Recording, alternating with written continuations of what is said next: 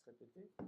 Et à un moment, je me suis dit pourquoi pas essayer de faire en quelque sorte une rencontre entre ma propre expérience scientifique de neurobiologiste, de chercheur dans les sciences cognitives, et mon expérience au fond d'amateur d'art et aussi de collectionneur, puisque au cours des années, j'ai rassemblé une collection qui a été donnée avec mon épouse au musée de Meaux sur l'art du XVIIe et XVIIIe siècle, peinture.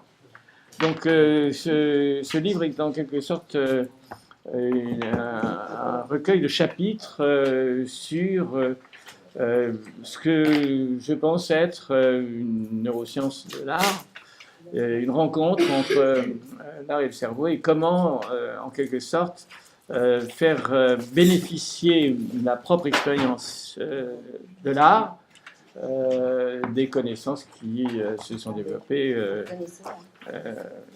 Voilà, ça c'est donc une présentation qui est donnée chez Odile Jacob de ma collection donnée au musée de Meaux et qui comporte donc des œuvres du XVIIe, XVIIIe siècle, dont 3 qui sont d'ailleurs données au Louvre. Voilà, donc comment essayer de mettre tout ça ensemble? Cet ouvrage comporte donc des chapitres de réflexion sur, je dirais, la contemplation et la création, ce que l'on sait en quelque sorte du cerveau sur la perception visuelle, mais aussi sur ce qui fait qu'une œuvre n'est pas simplement une bouteille, mais un tableau est une œuvre d'art, une proposition qui a des propriétés particulières, qui suscite une émotion esthétique.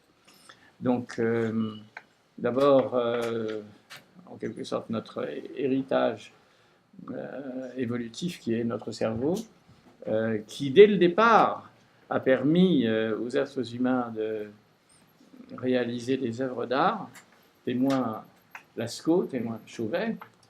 Je ne sais pas si on a beaucoup progressé depuis, d'ailleurs, c'est une question que je pose. Nous sommes en France dans une situation où il y a encore ce clivage entre humanité et sciences fondamentales. Et je crois que le but essentiel de ce livre sera établir un lien indissoluble. Pour moi, je voudrais qu'il soit indissoluble entre sciences de l'homme et neurosciences et sciences biologiques. Et pour vous dire que la France a à faire beaucoup d'efforts dans ce domaine, j'étais invité récemment à un colloque à Amsterdam qui allait de la danse, de la peinture aux neurosciences, et il est fait intentionnellement parce que dans leur projet de recherche, maintenant, il n'y aura de financement que s'il y a une collaboration, avec un neurobiologiste ou un biologiste. Il faudrait évidemment que ça existe dans notre pays, mais moi, je veux dire, ça n'existe pas. Et ben, je pense que plus précisément, Odile a précisément créé cette interface. La raison est... Non, mais donc je voudrais quand même dire qu'on est dans une situation où nous défendons ces idées depuis un certain nombre d'années, mais voilà. Donc j'ai essayé d'illustrer aussi de susciter des réflexions à partir d'expositions que j'ai faites, dont une au Louvre lance sur le corps, nouveau regard sur le corps avec la description du corps de l'homme à la Renaissance et au fond la découverte de l'anatomie et la révolution qu'a apporté Vézal, que vous connaissez, dans la description du corps de l'homme, de sa compréhension du corps, donc la médecine, mais aussi, je dirais, une nouvelle forme d'art qui prenne encore en compte l'anatomie avec, avec Léonard, avec Michel-Ange, et tout ce qui a été, je dirais, la peinture classique, et même encore aujourd'hui, je dirais, on ne peut pas ne pas faire de la peinture sans connaître le corps de l'homme. Donc, une exposition que j'ai faite, que j'ai illustrée, qui est une réflexion sur ce sujet, avec les premiers livres d'anatomie. Une autre sur l'exposition que j'ai faite avec Jean Clair, qui est L'âme au corps, il y a quelques années.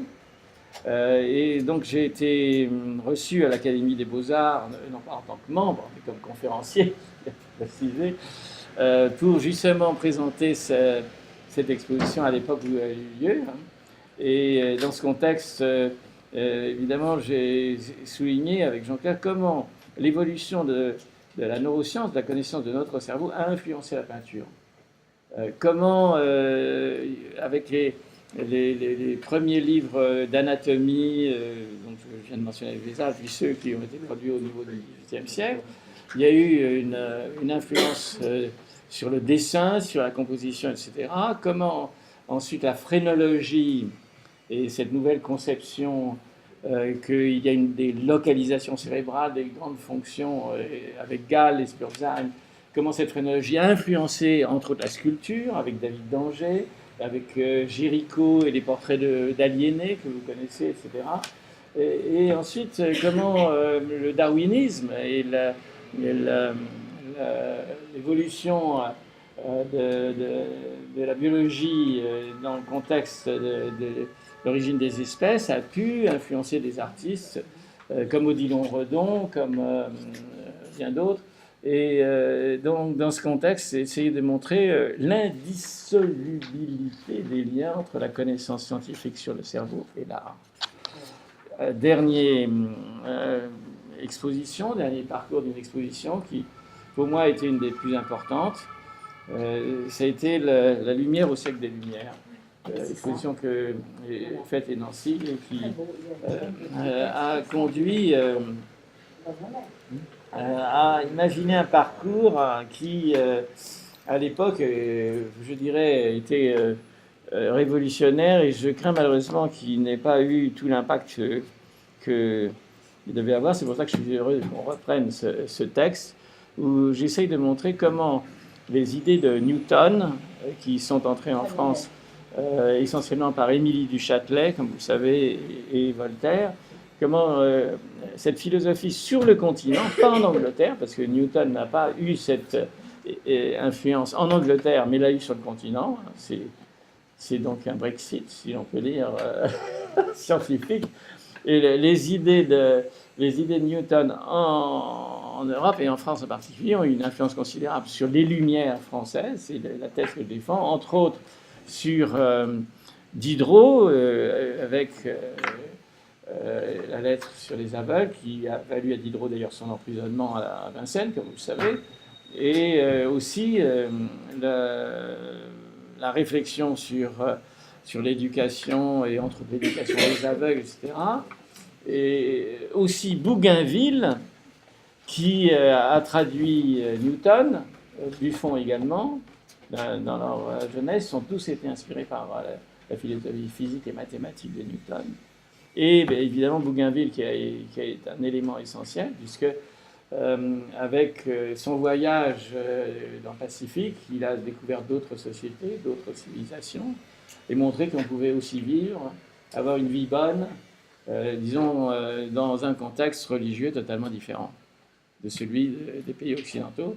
Et c'est dans ces conditions que Diderot a écrit Supplément au voyage de Bougainville, et que ça a conduit via l'abbé Grégoire, puisque c'est une exposition qui a été faite à Nancy, et c'est par ce marché une relation authentique, vers les droits de l'homme. Je dois dire que de ce côté-là, évidemment, certains philosophes bien établis, membres de l'Académie française et autres, n'ont pas apprécié qu'un scientifique puisse considérer que, au fond, on puisse élaborer une morale à partir de la science. Et je pense que quand même, sans que ça soit nécessairement aussi rigide que ce que je viens de le dire, qu'il y ait une influence, je pense que c'est un... Donc, comme quoi l'art sert en quelque sorte de médiation au niveau de la vie sociale, et que l'art est à l'origine, je dirais, de l'humanité en même temps que le langage. Je pense que la communication esthétique est aussi, pour moi, aussi importante que la communication langagière. On ne dit pas les mêmes choses. Et le vivre ensemble est essentiellement dû à une composante esthétique très importante. Donc, c'est pour cette raison que je pense qu'on pourra terminer par un retour sur Bourdieu, avec qui j'avais eu avant qu'il ne disparaisse, des contacts assez constructifs qui malheureusement n'ont jamais été développé par Bourdieu lui-même. Il a fait référence aux neurosciences, c'est vrai, à plusieurs reprises. Et donc j'ai pris la liberté d'écrire un texte sur les bases neurales de l'habitus, qui est un texte qui a été écrit chez Odile Jacob initialement dans un livre, mais qui a, je pense, malheureusement pas eu l'impact qu'il souhaitait. Il y en aura encore plus. Je pense qu'il l'aura beaucoup plus avec ce livre cette fois-ci. Et donc terminé pour une neuroscience de la personne humaine. Et voilà. Donc c'est à peu près ce que je souhaiterais. Du beau du bien. Voilà. Des valeurs fondamentales. Oui, enfin, c'est-à-dire que essayer de montrer que contrairement à ce que beaucoup de gens croient, la science n'est pas déshumanisante. Mais je pense qu'au contraire, il y a une humanisation, je pense, ça c'est ma conviction. C'est vrai qu'elle peut être détournée, j'en suis le premier conscient et je lutte contre ça, mais qu'au fond, la vocation primordiale de la science, c'est d'humaniser et de civiliser. Merci beaucoup.